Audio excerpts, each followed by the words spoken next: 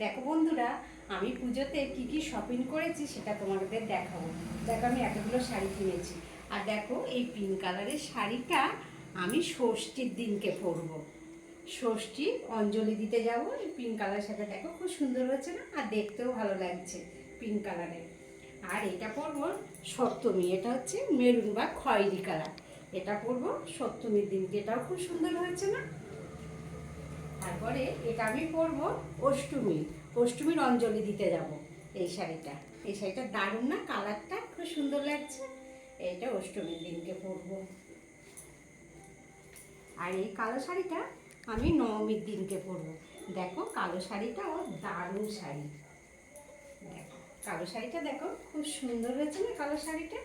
এই দেখো কালো শাড়িটা আমি নবমীর দিনকে পরবো।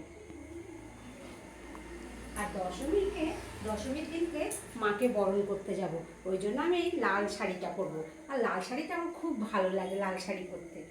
এই যে মাকে বরণ করতে যাব লাল শাড়ি পরে।